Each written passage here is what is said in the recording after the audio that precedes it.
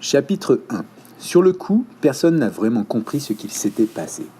Nous étions en train de remonter en classe, juste après la cantine.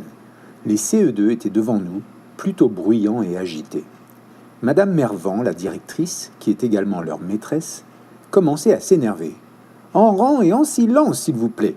Si je le répète encore une fois, vous serez tous punis. » Elle était tout en haut de l'escalier, et soudain sa queue de cheval rousse a disparu. Je l'ai vue rétrécir, presque se fondre parmi ses élèves, et il y a eu ce qu'on appelle, je crois, un mouvement de foule. Ils se sont tous écartés avec un respect, et il y en avait au moins 20, comme une immense poupée qui aurait perdu l'équilibre, comme un gros paquet que quelqu'un aurait fait rouler d'en haut pour éviter de le porter. Elle dévalait l'escalier presque au ralenti, mais personne ne pouvait la retenir. Elle a même fait tomber quelques élèves sur son passage. Ça faisait un drôle de bruit. Il me semble que c'était son sac, qu'elle n'avait pas lâché, qui cognait contre les marches. Pouf, pouf, pouf. C'était interminable et terrible. Il y a eu des cris, quelques éclats de rire. Je ne sais pas pourquoi, ça fait toujours rire que quelqu'un tombe, surtout si c'est un adulte. Puis, à la fin de la chute, exactement comme une tortue renversée sur le dos, les mains crispées sur son sac, et elle ne bougeait pas. C'était la première fois que je voyais une directrice allongée par terre, et il m'a semblé que le monde soit affolé à murmurer dans ma tête « Oh non, ce n'est pas possible, elle est morte !» Clara, notre maîtresse, est arrivée en trombe. En classe, quelqu'un va venir s'occuper de vous tout de suite. Barbara, rassemble tes camarades. Théodore, appelle la gardienne et attendez-moi sous le préau. Tout en parlant, elle avait sorti son téléphone portable, puis composé un numéro à 2 chiffres. Le 15 ou le 18, je suppose. « Allô ? Bonjour. Il nous faudrait une ambulance tout de suite, s'il vous plaît. École Jean Moulin, 43 rue des Lavandières. Notre directrice vient d'avoir un malaise et de faire une mauvaise chute. » Je n'ai pas entendu la suite, car Barbara, c'est moi. Et il a fallu que j'impose une marche arrière à toute la classe. Ce n'était pas facile. Tout le monde était sur la pointe des pieds, et tout le monde sous le préau, et nous nous sommes assis en cercle. Au début, personne ne savait que dire. Et puis, on s'est mis à parler tous ensemble. « Mais qu'est-ce qui s'est passé exactement ?» a demandé Émilie, qui aime bien tout savoir en détail. « Quelqu'un l'a bousculé ?» a interrogé Paul. « Pourquoi personne ne l'a retenu ?» a demandé Héloïse, toujours prête à accuser quelqu'un. « Vous pensez qu'on va avoir cours cet après-midi ?» a poursuivi Juliette avec l'espoir que la réponse soit non. « Peut-être que Clara va accompagner la directrice à l'hôpital ?» a murmuré Enza, qui semblait avoir de la peine. « Ce qui est sûr, c'est qu'on n'aura pas de contrôle en maths. On n'aura pas le temps. Les pompiers ne sont même pas arrivés, et de toute façon, on dira à la maîtresse que nous sommes incapables de réfléchir parce que on a entendu la sirène des pompiers. » Sylvaine a fait entrer l'ambulance dans la cour. Tout le monde s'est tu à nouveau, et personne n'a ri lorsque le ventre de Juliette s'est mis à gargouiller. Elle ne mange rien à la cantine, et son ventre réclame très violemment un repas à chaque début d'après-midi.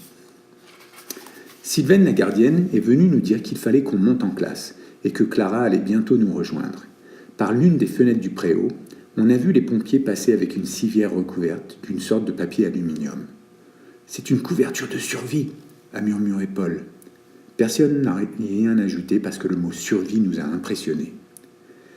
Mais en classe, la conversation est repartie de plus belle.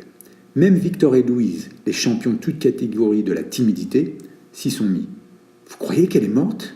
a demandé Victor, les yeux tout ronds, et j'ai eu envie de l'embrasser parce que c'était devant, je crois, a-t-il ajouté en se tournant vers moi. « Tu peux peut-être nous donner des précisions ?» J'ai rougi, parce que même si mon cas n'est pas aussi grave que ceux de Victor et de Louise, je suis timide, j'ai du mal à parler devant tout le monde. Il parle presque comme une grande personne, bien qu'il ait 1 an de moins que nous, puisqu'il a sauté le CM1. Il ne hurle jamais comme un sauvage, ne ricane pas, ne dit jamais « Vous, les filles !» et défend toujours ceux qui sont attaqués dans la cour. Je pense qu'il doit être l'arrière petit-fils de Robin des Bois, ou quelque chose comme ça. 22 pères Dieu étaient tournés vers moi et attendaient que je parle. « Alors, Barbara, tu as vu quoi ?» s'est impatientée Juliette. « Eh bien, Madame Mervan était en haut de l'escalier, elle s'est fâchée contre les CE2 et elle est tombée avec son sac. » Je me suis senti un peu bête. Ce que je venais de raconter n'était pas faux, mais ça ne décrivait pas vraiment ce que j'avais vu. La chute au ralenti, le corps qui était parti en arrière, et elle, la directrice, qui n'arrivait pas à se retenir à autre chose qu'à son sac. « Tu es nul », a déclaré Tom. « Il s'est passé quelque chose de super grave et tu en parles comme si la directrice s'était juste éraflé les genoux. »« Mais non », a protesté Arthur. « Elle est en état de choc. C'est ce qui arrive aux gens qui ont assisté à une catastrophe. »« Est-ce qu'elle... » ?»« Ça ne veut rien dire, » a de nouveau déclaré Tom. « Elle est peut-être morte quand même. Et je dirais même plus, je suis sûr que c'est un assassinat. »« Mais tu es fou !»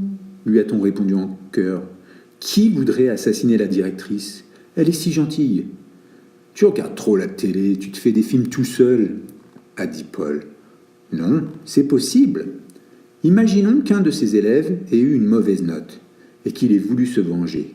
J'ai vu une série où... C'est bien ce que je disais, l'a interrompu Paul. Tu regardes trop la télé. » On a été obligé de se taire parce que Clara est entrée à ce moment-là, et chacun s'est assis très vite à sa place. Elle nous a dit « Ce qui est arrivé à Madame la directrice est très triste. Elle a fait une mauvaise chute. Les pompiers l'ont emmenée à l'hôpital, où ils vont tout faire pour la soigner le plus rapidement possible. Je vous donnerai de ses nouvelles dès que nous en aurons. Pour aujourd'hui, nous allons annuler le contrôle qui était prévu, et vous allez continuer à faire votre fiche de lecture. » Elle avait l'air épuisée et inquiète. Elle aime beaucoup Madame Mervan, comme tout le monde. C'est une chouette directrice, avec plein de bonnes idées pour les fêtes de l'école. L'an dernier, par exemple, elle a organisé une gigantesque chasse au trésor avec des tas d'énigmes à résoudre. Nous nous sommes plongés dans nos fiches de lecture, mais personne n'arrivait vraiment à se concentrer. Clara est sortie de la classe plusieurs fois pour téléphoner, je suppose. Elle a gardé le silence jusqu'à ce que la cloche sonne. Le lendemain, nous apprenions que Madame Mervan avait un bras cassé, des côtes fêlées et qu'elle était dans le coma, c'est-à-dire qu'elle était vivante, mais comme endormie, 24 heures sur 24. Nous lui avons écrit des poèmes et fait des dessins pour le jour où elle se réveillerait. Et en effet, une semaine après, Clara nous a annoncé que notre directrice s'était réveillée et qu'elle avait été très contente de voir que nous avions pensé à elle. Elle nous a dit aussi qu'elle resterait à l'hôpital assez longtemps et que nous allions avoir un directeur remplaçant. À ces mots, j'ignore pourquoi, j'ai eu un mauvais pressentiment. Un très mauvais pressentiment.